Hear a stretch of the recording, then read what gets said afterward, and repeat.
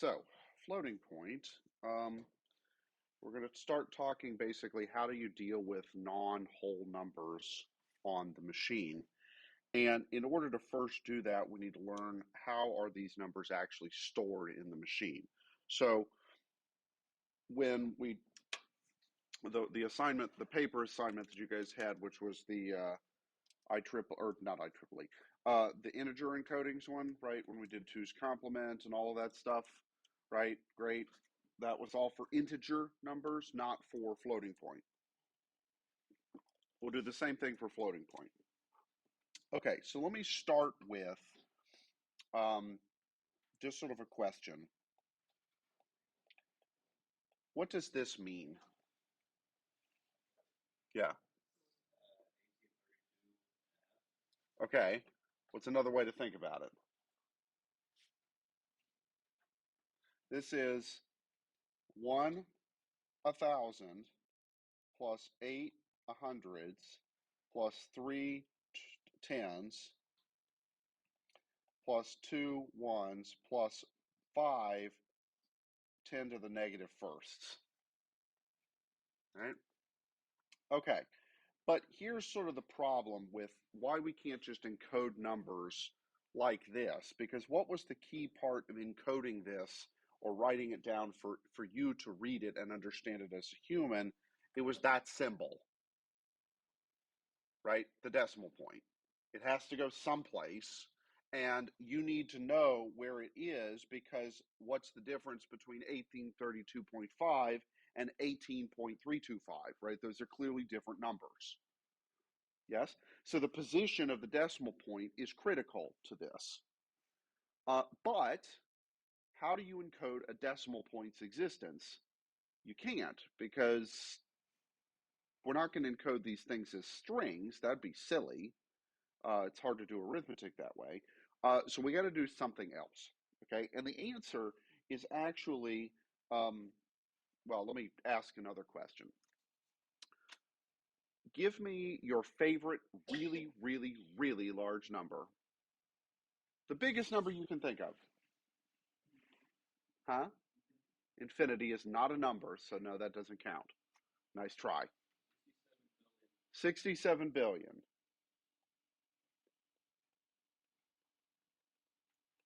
Anybody beat that?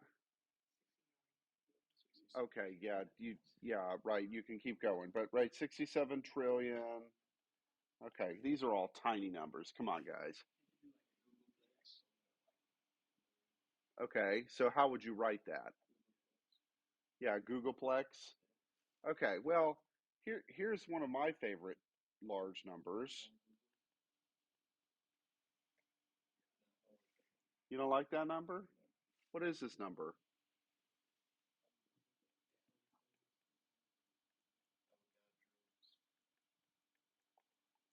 Right, Avogadro's constant from chemistry. Yeah, you guys remember that? Okay. All right, but what was the key to writing really, really big numbers? Like, why was I able to exactly scientific notation?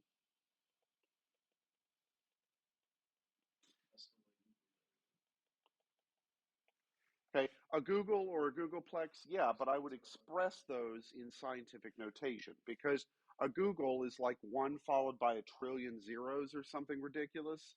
And do you want to sit there and write all trillion zeros? No, of course not, right? So, huh? You probably would, right? Okay, so scientific notation allows us a very convenient way of writing very big numbers, and for that matter, also very small numbers. Okay, so numbers that have negative exponents, like, for example, the universal gravitational constant, which is like 10 to the minus something or other. Okay. Um, yeah, for the win, right? I mean, come on, you've played plenty of games. That's so 2009. All right, well, then what is it now?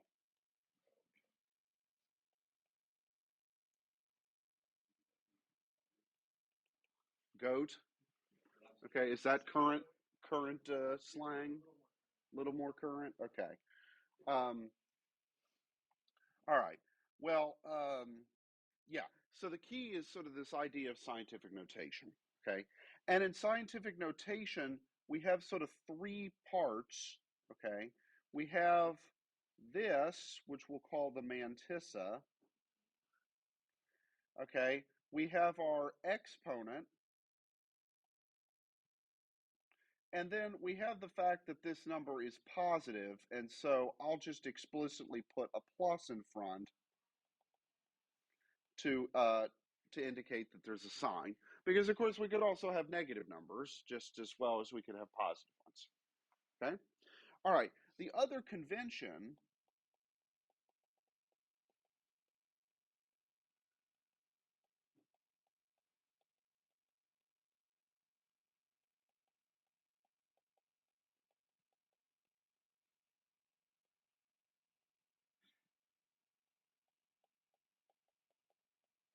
are all three of those numbers equivalent mathematically. Yes, they're all perfectly the same mathematically, but we choose to write this one in most cases. Okay. And what's the convention here is how many digits go before the decimal point? Precisely one. Okay. And if you did a computation and you found yourself with the answer 60.22 times 10 to the 22nd, you would then say, oh, okay, well, I'll just move the decimal point and I'll change the exponent, and then I'll have it in normalized form.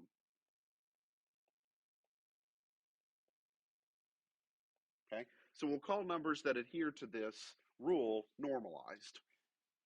And for the most part, we'll always work with normalized numbers. There's only one, well, maybe two exceptions where you work with denormalized numbers, and that's when you want to do arithmetic with multiple floating point numbers, and that's another bag, which we'll get to. Okay, so got to do that. Um, well, there's two things that we need to change, though, right? One is everything I've written so far is in base 10. We're working on computers. So we're not doing Jack in base 10, right? So we have to do this in binary instead. Okay. And then the second thing that we have to do is on a computer, we have to specify how many bits we're allowing to encode a given number. Okay. So what standards did we use for integers? Well, it depended. We had, sorry, let me turn on Do Not Disturb because my phone keeps buzzing. Okay, so how many different integer specifications did we have? Well, we certainly had 32-bit and 64-bit. Okay. We also, for the sake of some examples, looked at 16-bit and even 8-bit because that's how characters are encoded. Well, in ASCII anyway. Okay. So, but point being, we had some sort of fixed bit widths that we were allocating. Okay, we're going to encode numbers with 32 bits, not 33, not 29 or whatever. Okay. So we have to make the decision here with the floating point numbers. How many bits are we going to use for that? Okay. And what'll make this one more complicated is that we actually have three things to encode: a sign, a mantissa, and an exponent. And we'll have to decide, okay, let's say we use 32 bits. How many bits are we going to allocate for each little sub piece? Okay. All right. So let's just, well, okay, let me start with this.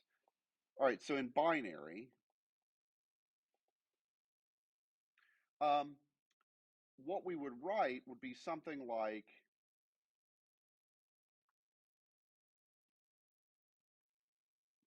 that.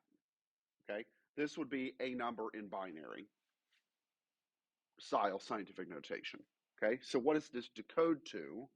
Well, have I ever told you guys the story about how I used to work at Kohl's, the department store?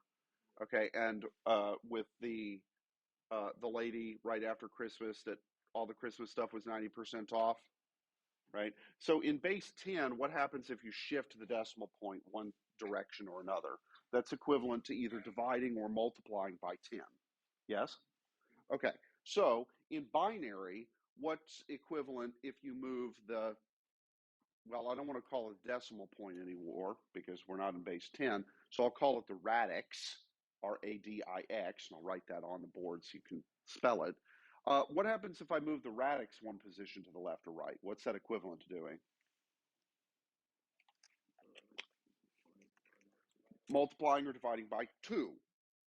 Okay, in the same way that in base 10, moving the decimal point multiplies or divides by 10. Okay, so our base here is 2, not 10, and this symbol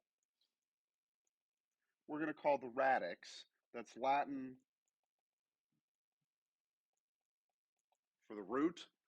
It's actually also related to the word for radish, as in, the vegetable. Yeah, so we'll call that the radix instead of the decimal point because decimal sort of is base 10ist, for lack of a better way of putting that. Okay. Okay, so this mathematically would equal 1101 times 2 to the 0, which is mathematically equal to what? We've got an 8 and a 4 is 12, plus 1 is 13, so this would be 13.0.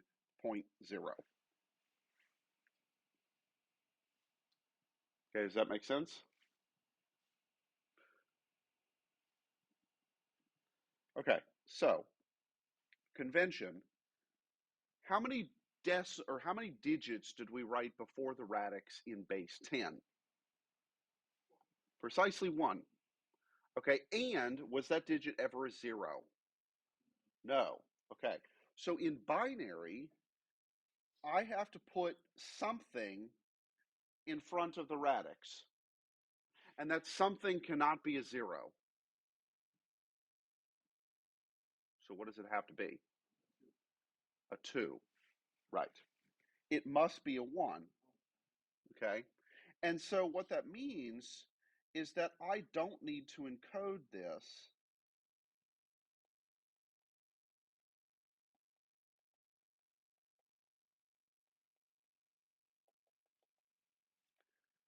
I don't need to encode the 1 that's before the radix because it's always there.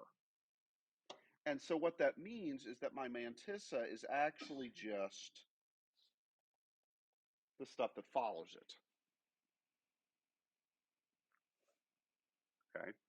Now, this is something unique to base 2. If you do the scientific notation in any other base, this trick doesn't work.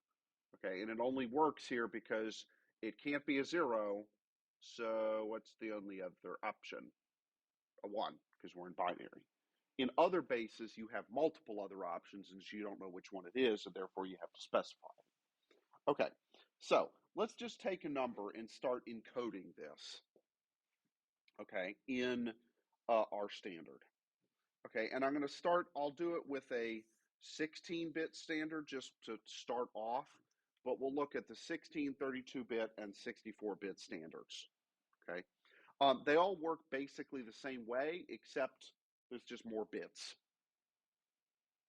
Okay, so let's take a number. Let's take a relatively simple number, like how about 10.5? It's the worst looking 5 ever. Okay, perfectly good number. All right, so I need to write this first in binary style scientific notation.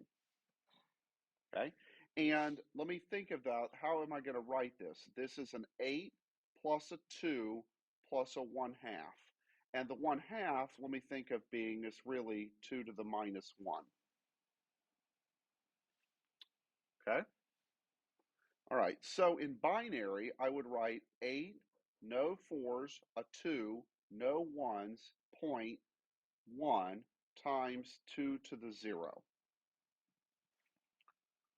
Okay, so I've got the 10 part to the left of the radix and the 0.5 to the right of the radix. Okay, and do you guys agree that 0.5 is really a 1 in the first position to the right of the radix? Okay, so in base 10, what are the place values as you move to the right of the radix? The tenths, hundredths, thousandths, and so on. In binary, therefore, what is it? Halves, quarters, eighths, sixteenths, and so on. It's basically 2 to negative powers. Okay. This, by the way, is the one instance where, well, okay, it doesn't apply to everybody in the room, but most of you who, hang on one sec, man, most of you who grew up in this country, right, and had to suffer through using inches to measure things, right? How do we subdivide an inch? Halves, eighths, quarters, sixteenths, and so on, right? So you're kind of used to that kind of subdivision. Those of you who grew up with the metric system, on behalf of America, I'm sorry. Okay. Min, question. What do you mean?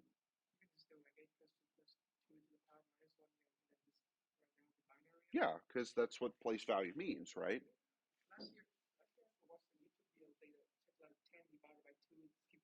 Well, okay, in this case, I could do it quickly, right? Because I'm not stupid. I know what 10 is in terms of powers of 2, right? But what I really have to do is, well, I've got the number 10. How many times does 8 go into it? Once, with 2 as a remainder, right? So if I gave you 1832, then it's not quite so obvious how it's going to add up, right? But for a simple number, it's easy. Okay, does this adhere to my rule, our normalizing rule?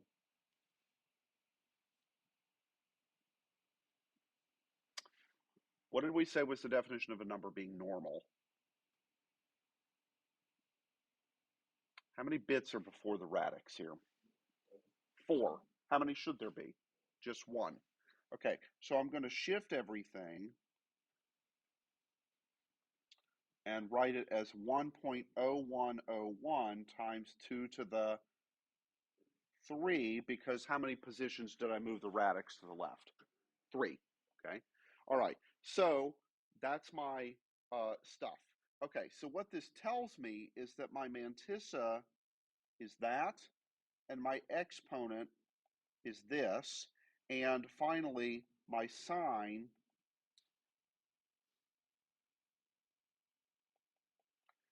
is going to be a 0 to indicate that the number is not negative. Okay.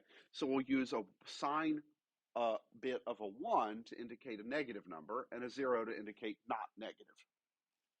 Okay. Okay, so we've got a little bit more to do here. So in the float 16 standard of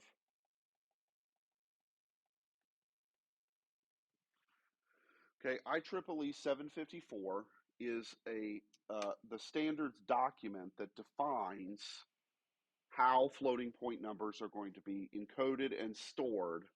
And what that allows us to do is if everybody builds their computer systems compliant with this standard, then we can exchange numbers and they're encoded the same way, and so we don't have to do any funky redecoding. Okay, this was first passed, I think, in 1985. So up until then, there was no universal floating point standard. All of them, the major computer manufacturers, used something like what ended up being an IEEE 754, but some of them used more bits for this and some of them used more for that, and so it depended, right? So if you had an IBM mainframe, the way it handled floating points was not necessarily the same as a PDP 11, for example.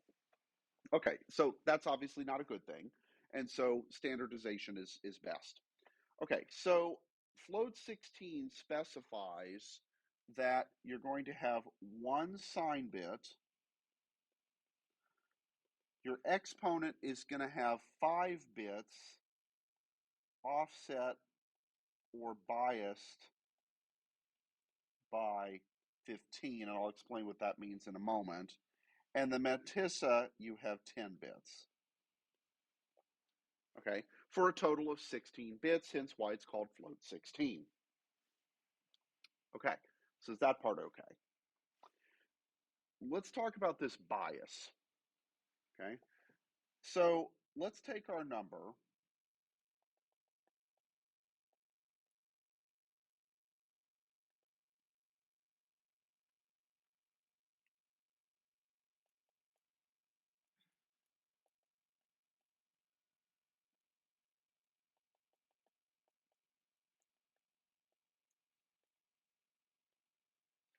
All right, our exponent was 3 in that case.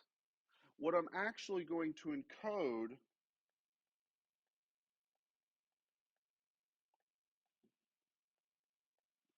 is we add 15 to it. So the exponent is going to look 15 bigger than it actually is. Okay? And so let's encode 18 here in binary. What would 18 be? And I'm going to use 5 bits to do it. Well, I need a 16, I need no 8s, no 4s, a 2, and a 1.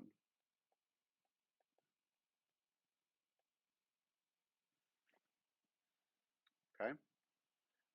All right.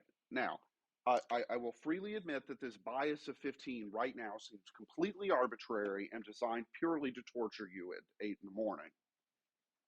So, but there's a good reason why it's there. Okay.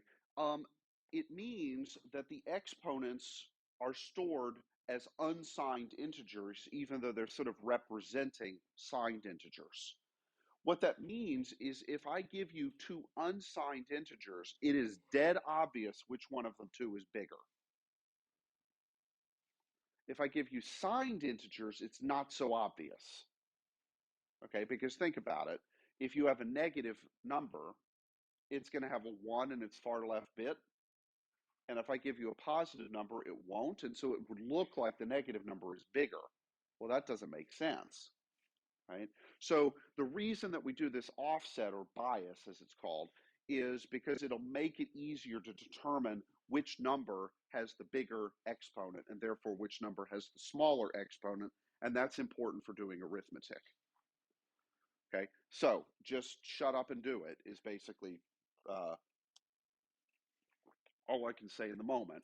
Okay, so what was the exponent we wished to have, or what that we need? A 3. What do we encode? 15 bigger than that.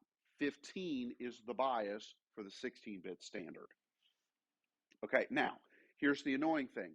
Guess what the bias is for the 32-bit standard? Not 15, it's 127. And guess what it is for the 64-bit standard? 1023.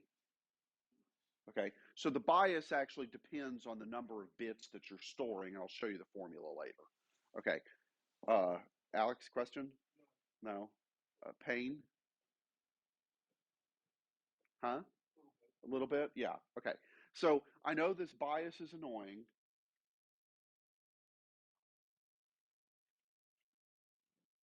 I know the bias part is annoying, but that's just part of the standard, okay? And so we just have to suck it up and deal with it, okay? All right, so what I will then write down, okay, there's my exponent. What did I figure out my mantissa was? It was this stuff, the stuff after the radix. Okay, so I'm going to write 0, 1, 0, 1, but how many bits did I allocate for the mantissa in the 16-bit standard? 10. I've only written 4, so what do I have to write? 6 more zeros. 1, 2, 3, 4, 5, 6. Okay, so this is my mantissa, and then my sign bit is, well, what is it here? It's a 0 because I chose a positive number. Okay? Okay, so we've got our sign bit, we've got our exponent bits, and we've got our mantissa bits. Questions so far?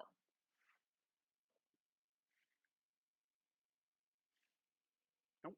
Okay, so then we have to put it together, and the order that's defined is SEM.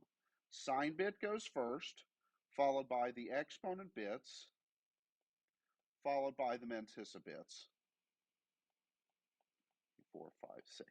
Okay, so this is our full encoding. And if I want to write that in hex, let me chop it into chunks of 4. Okay, this would be 4, 9, 4, 0.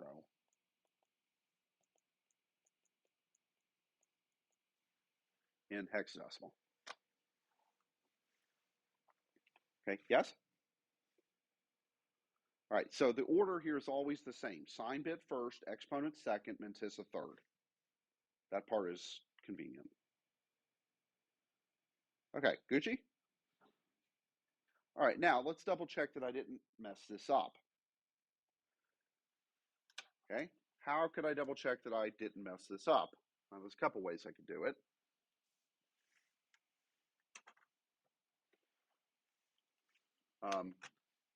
Hands on top of your head when it's okay for me to switch screens to something new. Okay, but when you're not ready, that's okay. Oh yeah, good point. 10.5 was what I picked. Okay, so basically I'm going to switch over to the pi and we're going to double check that I actually have the correct computation. Yes.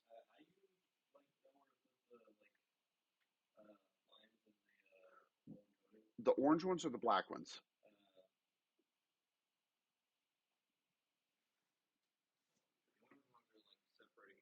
Right, just, and that's only to encode in hex. But the other ones, because it's sign bit, exponent bits, mantissa bits, and it's always in that order. Okay, and then the orange ones I put in just to convert the number into hex, right? So that I could see that this would be in hexadecimal. That bit pattern is 4940. Okay, that'll be useful in a moment. Okay, good.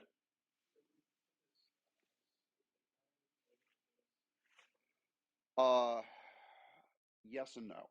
Okay, it depends on where you put it.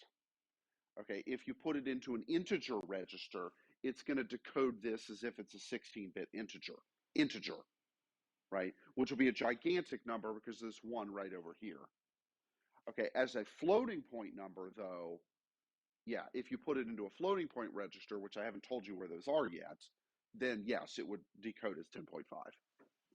Okay. But there's a second way I'm going to show you how to decode these, which is um, there's a really, really awesome website.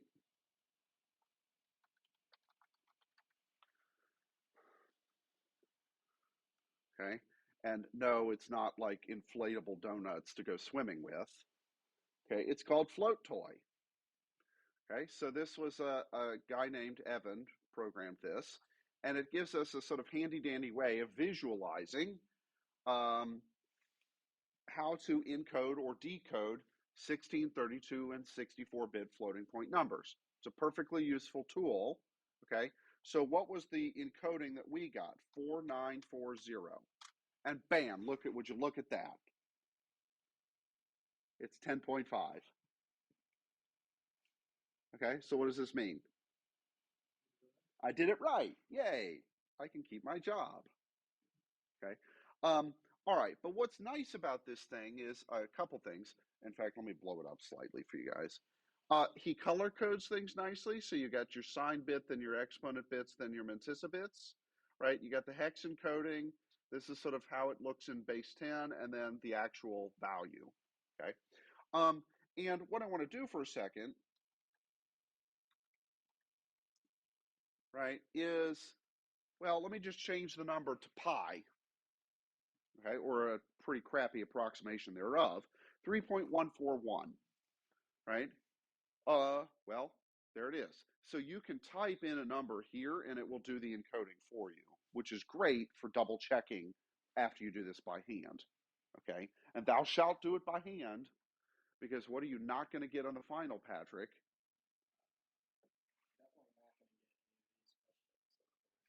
You're not going to get, yeah, I might come in and like hand you guys inflatable rubber ducks and say, there you go, you get to use Float Toy. Yeah? No, you will not be able to use this resource on the final, right? So you need to be able to encode and do all this stuff by hand, but this is a very nice double checking mechanism. Okay. Um, okay. So let's talk 32-bit and 64-bit standards. Okay. They all work essentially the same way, except obviously there's more bits. Okay. And the 64-bit, well, there's a lot of them. Well, namely 64, right? And so if we were to encode the exact same number with those standards, let's do 10.5 again.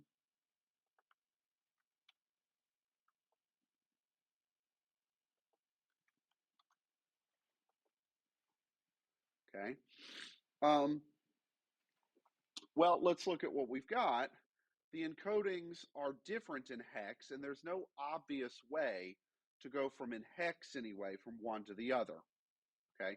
But I'll show you guys in a second that there is sort of a nice pattern. Now look at the mantissa bits. What were our mantissa bits?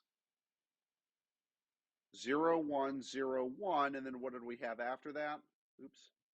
A bunch of zeros until we hit the end of our mantissa range. Okay, and how many bunch of zeros we need depends on which standard we're encoding in. Okay, the exponents, there is sort of a suspicious pattern here. What do you notice? 1 at the front, 1 0 at the back, and that's actually true for all three of them in this example.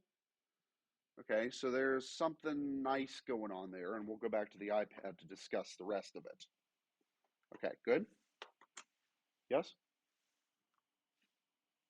Okay, so let's just write out all the three standards. Float 16, sign bit 1, exponent 5, bias 15, mantissa 10.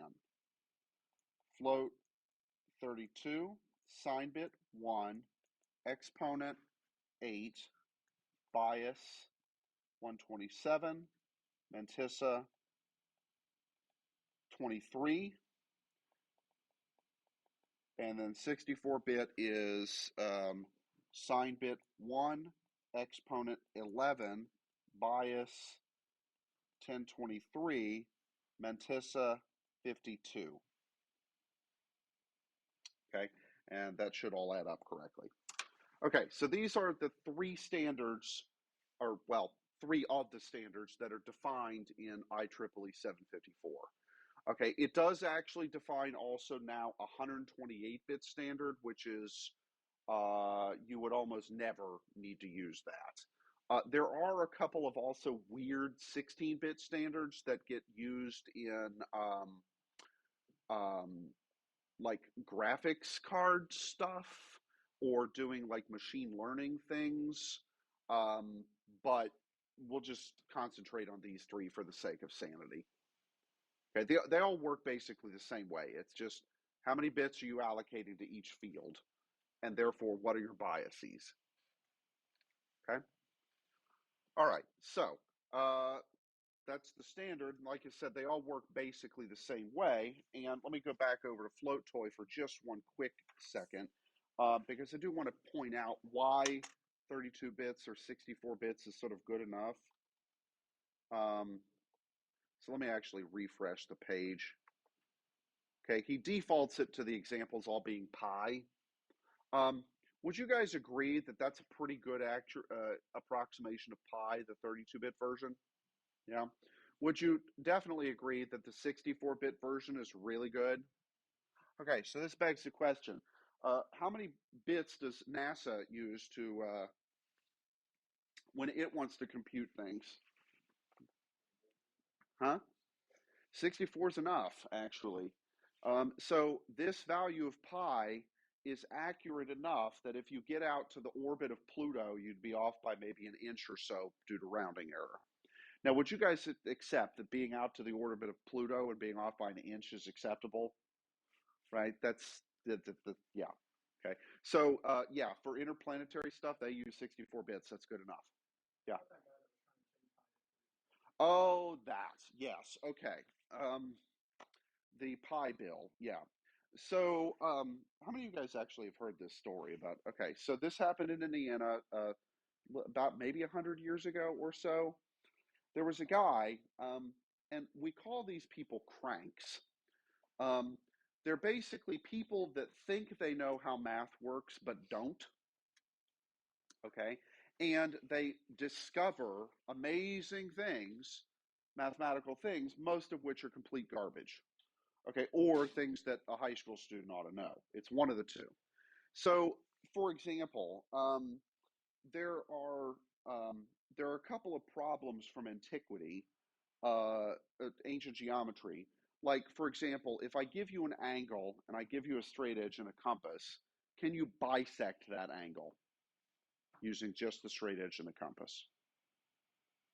Did you guys learn compass constructions when you were in geometry in high school? Uh, okay. But yes, you can do it. Okay. Can you trisect any angle with those tools? Turns out no. Okay, and we can prove why. And it took until the 19th century to demonstrate why that was impossible. Okay. Similarly, you can't square a circle, meaning using just those tools, you cannot construct a square equal in area to a given circle. Okay, and basically the reason is because pi is this really weird kind of number, which we call transcendental. Okay, so uh, this dude supposedly discovered all these amazing things about mathematics, and depending on where you look in his stuff, either pi was 3 or 3.2. So he never actually said pi equals 3. It's just a consequence of if you assume some of his results is true, then they would imply either pi is 3 or maybe 3.2. Okay, so he took basically all of this and he went to the Indiana State Assembly and basically got somebody to sponsor a bill that would, if passed, declare him as the discoverer of these amazing things in state law. And then in exchange, he would give the state of Indiana's education department sort of free license to use his stuff in public school materials without having to pay him royalties. So he wanted the fame, not the fortune. Okay.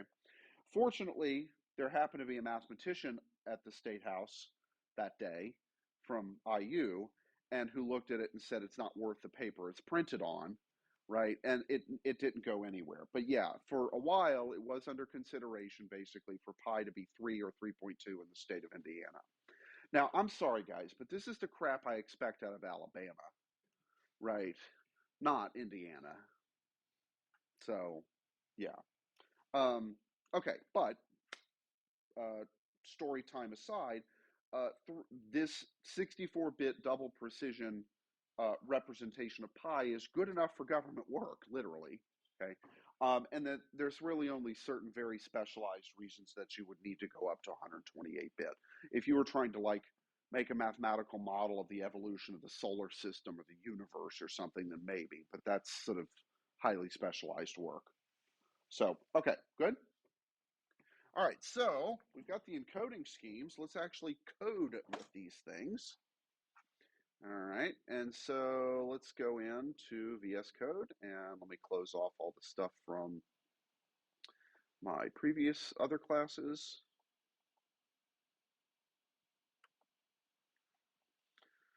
Okay, and let's do a new folder.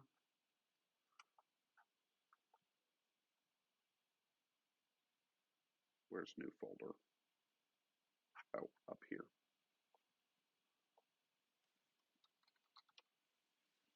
We'll call it floats.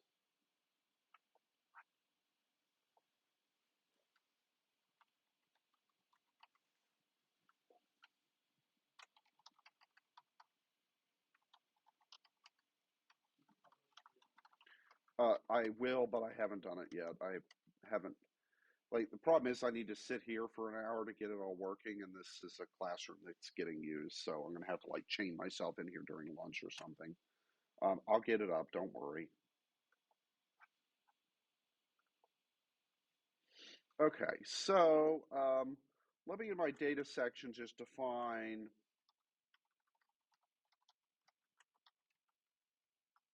a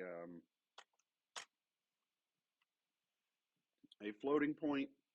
Uh, well, your number is blah. Okay, and because we'll get rid of the colon because of the Patrick rule. Okay, I'm also going to define a, for the moment, let me actually use the 64-bit version of 10.5 for reasons that'll become a little clear later. So let me just copy that part.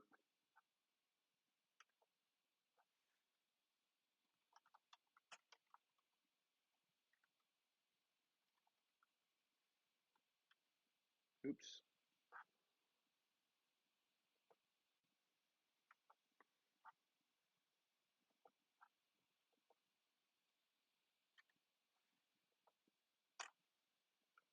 Okay, so I've defined this 64-bit thing as a double word, right? A word is 32 bits. And that's just the hex pattern that I stole from Float Toy just for the moment. Okay, good? Okay, and I'll explain in a minute why I chose the 64-bit version. So let's say that I wanted to print this thing, right? If I wanted to print it, what would be, well, before I do anything,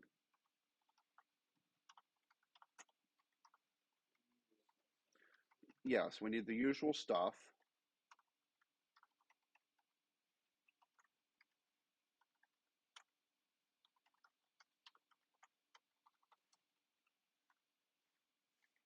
Okay, so the usual stuff.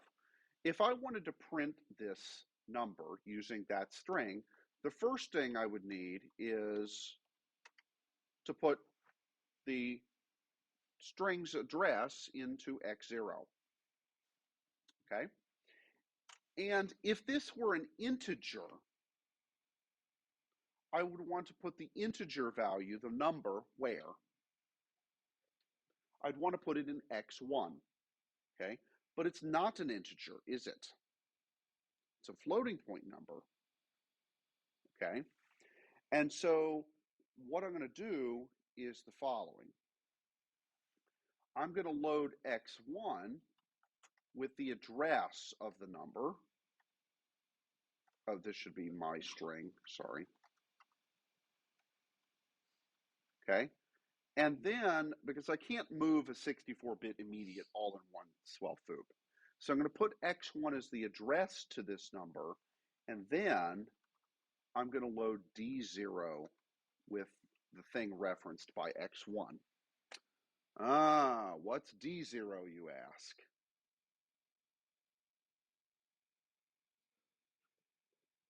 Huh? D0 is a floating point register. Okay, so let's talk the registers. Let me just put this up here.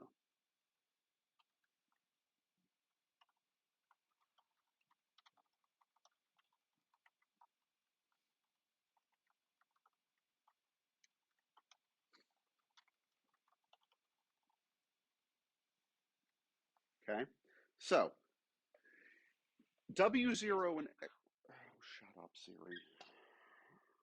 W0 and X0 are integer registers.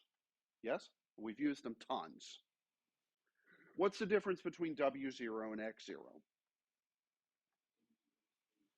W0 is 32 bits, X0 is 64 bits, and furthermore, W0 is sort of sits inside of X0, right? They're not separate entities. Okay, that's true about the floating point registers also. There's a complete separate set of 32 of them dedicated just for floating point use. Okay, and they are called S0 or D0 up through S31 and D31. Okay, so 32 of them total. Now, what does the S stand for? Yeah, S is like the W. It's a 32-bit thing, but that's the single precision float. And D is for double precision float. Okay, so that's why they're named what they are. That seems pretty reasonable, I would hope. Yes? Okay, excellent. So I'm going to load D0 with the number and X0 with the address of the format string, and then I can branch to printf. Okay, now you guys might be bothered. Why didn't I put that in D1 instead of D0? They're different things altogether. Okay, so where is the first available floating point register? Register 0, because X0, which had the address of the format string, is a completely separate entity. Okay, so while I can't use both W0 and X0 simultaneously, I can use X0 and D0 simultaneously because they're different types of things. Okay, is that all right? All right, let's open up a terminal and make sure that this actually works.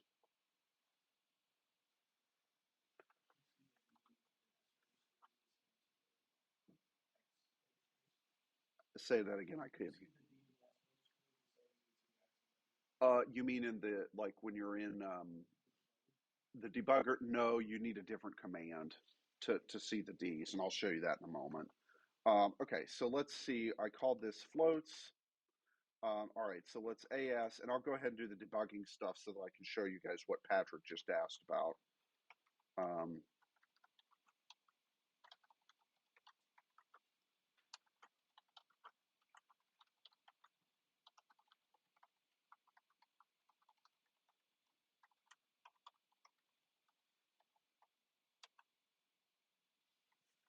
Okay, so what did it say? Your number is 10.5, and then it padded on 5 zeros.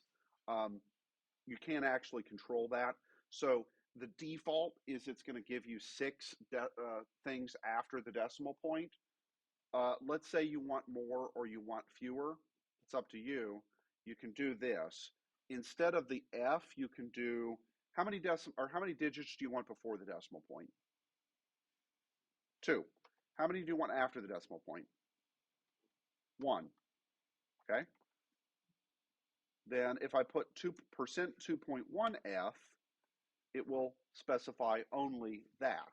And if I put, like, let's say 3.5,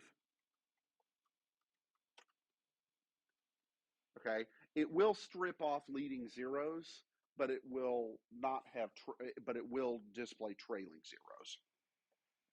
Okay, is that cool? So you can control the number of digits that are printed. And for one example that you guys are going to do, or one computation, you need to actually increase the number of digits displayed because otherwise you won't notice the difference, right? You may have to go out to 15 decimal places, for example, if you're doing really, really precise computations, like how do you tell the difference between 10.5000001 and 10.5? Well, you have to go out that many decimal places before you would see the difference. Okay. Okay. So you can control the number of digits. Let me change this and let me call this, say, mynum64 because it's a 64-bit. And then I need to change that down here. And let's load in here. Let's do a 32-bit version.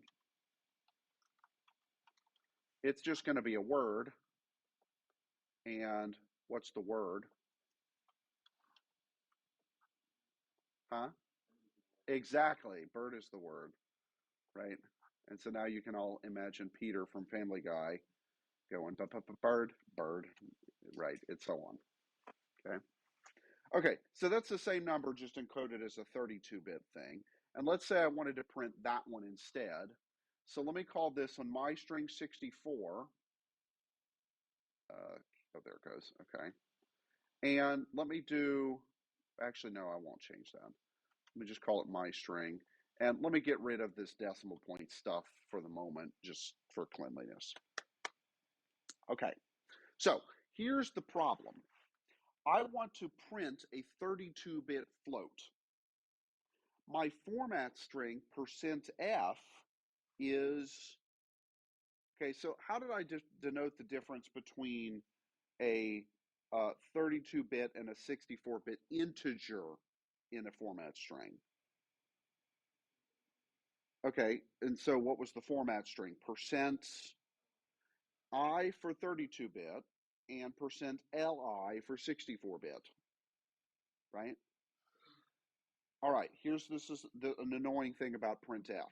There is no 32-bit float printable thing. It's just %F, okay? So if I want to print a 32-bit number, I have to convert it to a 64-bit number and then print it. I find that highly irritating, but them's the breaks. Okay, so let's do the 32-bit and print it, and I'll show you the extra command that we need. So I'm going to load S0,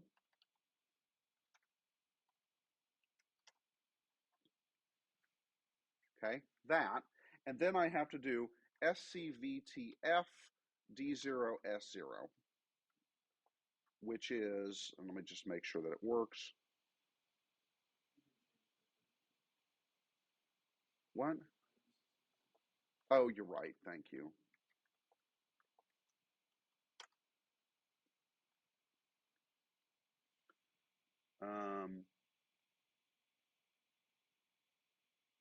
That's not what I meant to do. Okay, it's,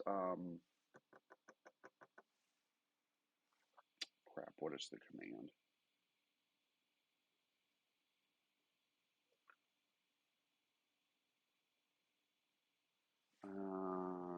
Hold on one second. Let me just Google real quick because I'm blanking on the command.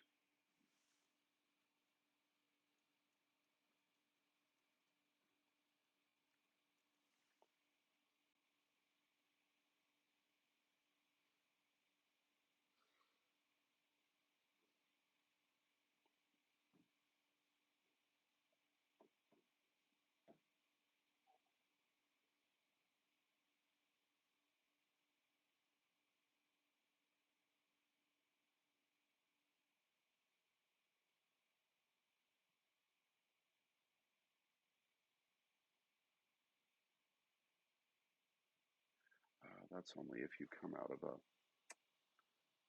Okay, so I forget what the command is, so I'm going to do this. Let me make a new file, and I'm just going to do this.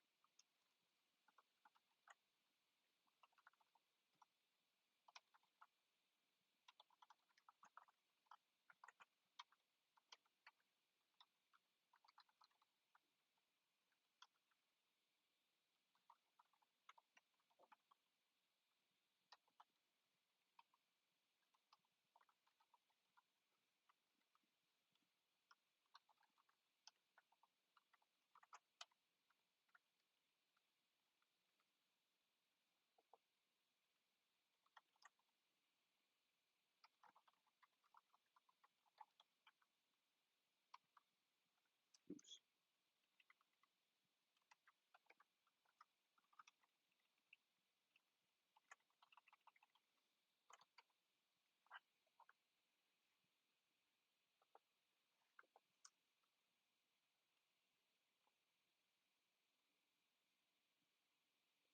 FCVT, that's what it is. Okay, sorry.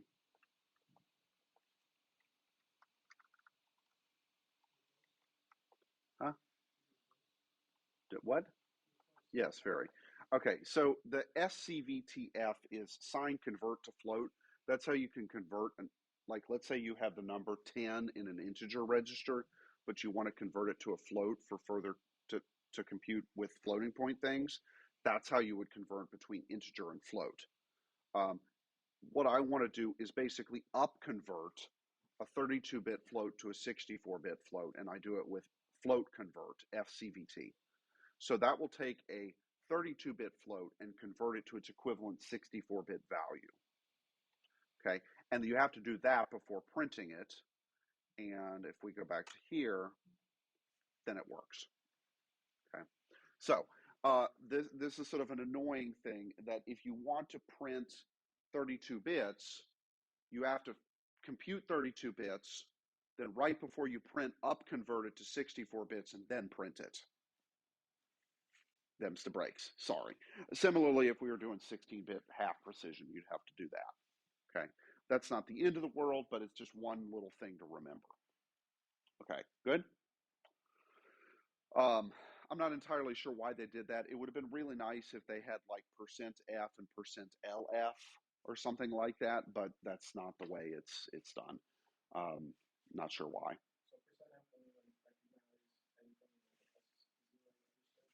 Right, and so in fact we could test that.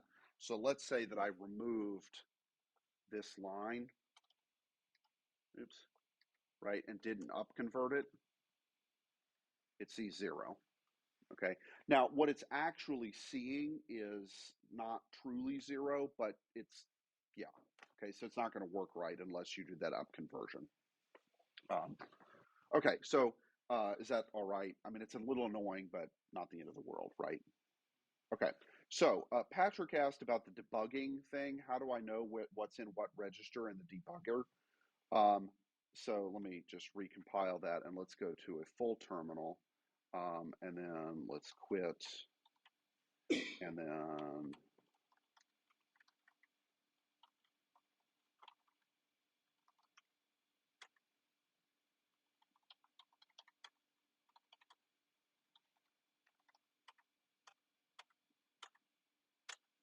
okay, so I'm about to print. If I do info registers, it's only going to show me the integer ones. Okay, I want to see the floating point ones, so I can do info register S0 and it will show me that. Okay, or say D0 and it will show me this. Okay, now this view is not exactly the most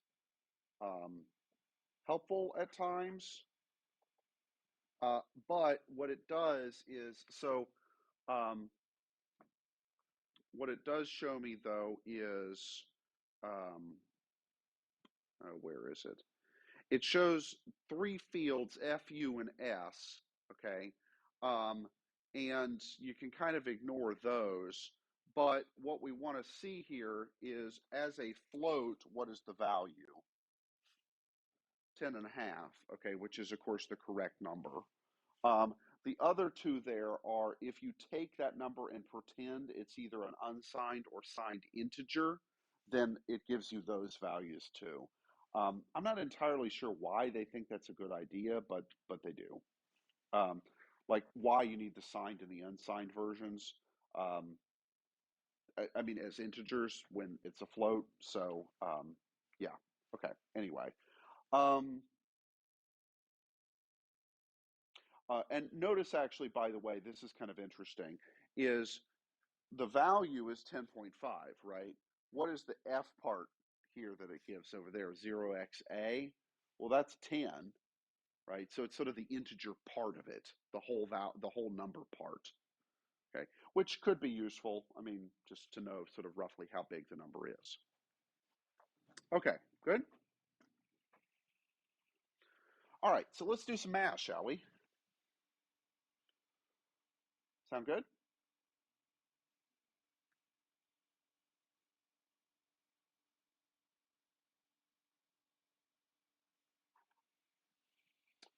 Okay, so let's quit this and let's go back to here and let's do some math. So let's suppose that I want to do, let's suppose I want to compute the square root of a number. Seem like a perfectly reasonable thing to do? Okay, so let's suppose that I wanted to compute the square root, and we'll just work in 32 bits for sake of sanity for right now, okay?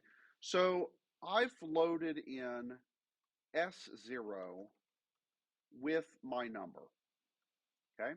And I want to compute the square root of it. Well, what do you think the instruction is to do the square root? F square root, okay? So most of the instructions for arithmetic, like for example, if I wanted to add two numbers, you would expect that in integers, we just did add. Well, guess what it is in floats? FAD, for floating point addition. It's a different operation because it's using different kind of data. So F square root, okay, I can take, for example, S0 and let me change the string. The square root of %f is %f. All right, so I'll put the answer in S1. So this would be the square root of 10.5 is whatever it is. Okay? Is that okay? And then what do I need to do to convert these things? Well, I got to do the same thing for S1 to convert it up to a 64-bit version. And then let's see what happens. Okay, the square root of 10.5 is 3.24, blah, blah, blah. So that seemed like a reasonable answer? Yeah? Because 3 squared would be 9, and obviously 10's a little bit bigger than that. So 3 and some change makes sense. Okay, cool. All right, so let's kind of go back in history a little bit. And doing arithmetic is on old school processors, doing integer addition, or sorry, let's say floating point addition. Floating point addition was pretty fast. What about floating point multiplication relative to floating point addition? Well, it's kind of the same thing as integer. Is it faster to add two integers or to multiply them? Like in terms of computation time? Oh, adding way fast, right? Because multiplying, you got all those like extra terms to deal with. Okay? Similarly with floating point stuff. Okay, and division is slow. Multiplication is maybe not quite as slow. Addition and subtraction are pretty quick. Okay, what about square rooting? Probably be slow. Okay, now on modern hardware, the floating point unit is capable of doing square roots. Okay, it has a thing that can do a square root computation. It has a thing that can do, heck, even sine, cosine, and a bunch of stuff like that, right? But those weren't present back in the day. Okay, so what I'd like to show you, just sort of as an interesting example, is how would you compute the square root of a number if you didn't have this command f square root? So I'll show you a way of doing it. There's lots of ways. Okay. All right. So let me go back over to the iPad for a moment, and let's talk a guess. All right. So square roots without f square root.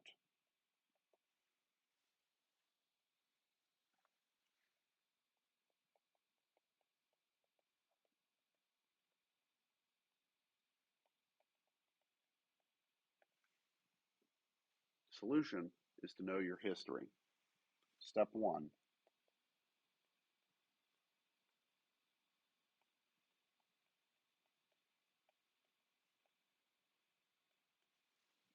Step one, make a reasonable guess, and I'm going to call this why not. Okay. And would you guys agree that 3 is a reasonable guess? And we're going to just keep running with the example of 10.5. Okay. Sound good? 3's not a perfect guess, but it's reasonable, right? I'm going to define the following number.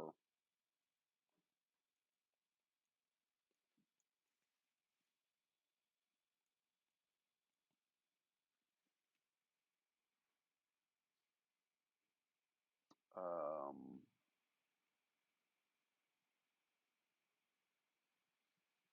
so hold on, I think it's this.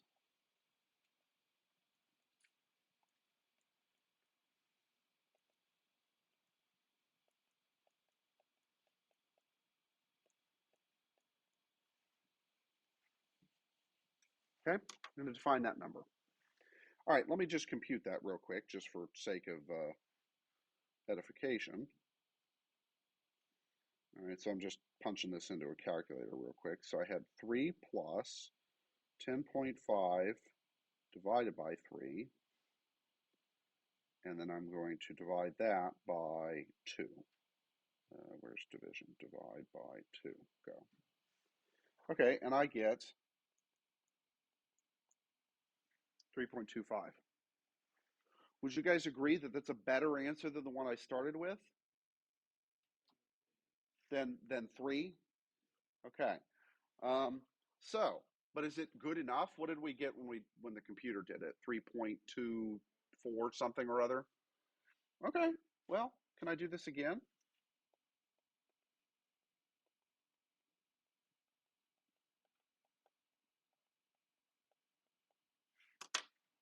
Can I do that? All right. Well, let's compute it. 3.25 plus 10.5 divided by 3.25, whole thing divided by 2. Survey says 3.240384615, blah, blah, blah, blah, blah. How's that compare to our answer? Let me just go back real quick. What did we get? 3.24037. And here we got 3.24038. So we're only off in the 5th decimal place after just 2 steps of this voodoo that came out of nowhere. All right, so this begs the question, where did that come from? Hmm? How long ago do you think this formula was discovered?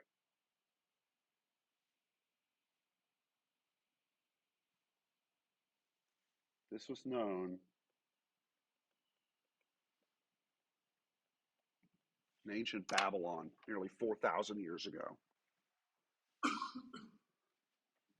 Okay? And we have material evidence that demonstrates that they knew this, like clay tablets that have basically this uh, idea on it. Okay, so yeah, so this formula, this technique, was known in ancient Babylon. Now, how many of you guys have taken some calculus? Right, Newton's method. You guys talked about Newton's method for finding roots. Yeah. Guess what you get if you apply Newton's method to finding the square root of a number? You get that formula. Right? So this is a special case of Newton's method, but it's been known for thousands of years before Newton even was a twinkle in his daddy's eye. Okay? That's kind of cool. Right? Well, what have we done here? We've done a computation. We did the same computation again. Could we do it again and again and again? And it's going to get more accurate each time. Okay, and you just keep doing it as much as you want until the accuracy is whatever you desire.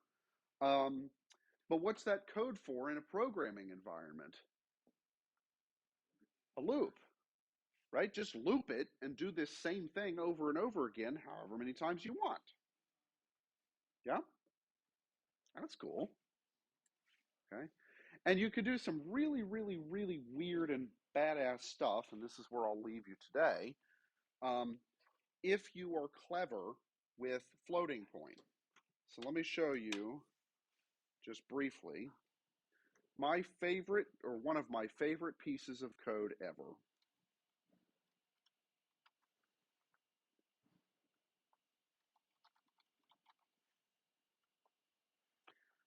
What about if I wanted to do 1 divided by the square root of a number? You have to do that a lot in computer graphics.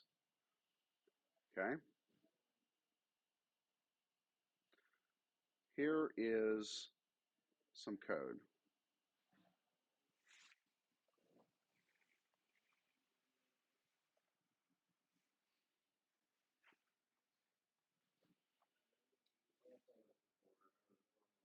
Yeah, you like the comments? Yeah. So this is from the source code to Quake 3, the video game. Okay? Um, and or not Quake 3, Quake. Um, and when so John Carmack and id Software, okay. One of the things that I like what they do is, well, did, right? He no longer works there. But after each game engine that they produced no longer was commercially usable, right? Technology had advanced beyond where they can make any more money off of it. They would release the source code. And then every time the source code for something dropped, everybody goes digging into it to try and figure out how the hell everything worked. And when the Quake source code came out, somebody found this and they're like, whoa, whoa, whoa, wait a minute, what on earth is going on here? Well, this bottom line is basically a Newton's method thing, okay, from calculus. But what was the trick on what I did on the iPad? I have to have an initial guess, right? And for the square root, was it all that hard to see that 3 was a reasonable initial guess? No, not really. Okay. Because you could say, all right, well, 10.5 is bigger than 9 and less than 16. So I know the answer is between 3 and 4, right? And so let me use either 3 or 4 as my initial guess. Close enough. Okay. With the inverse square root, it's not quite so easy to make an initial guess. And so this voodoo that's going on in these 5 lines here is how to produce a really clever initial guess and how to do it efficiently. Okay. The other thing I'd like you guys to notice is there any division here?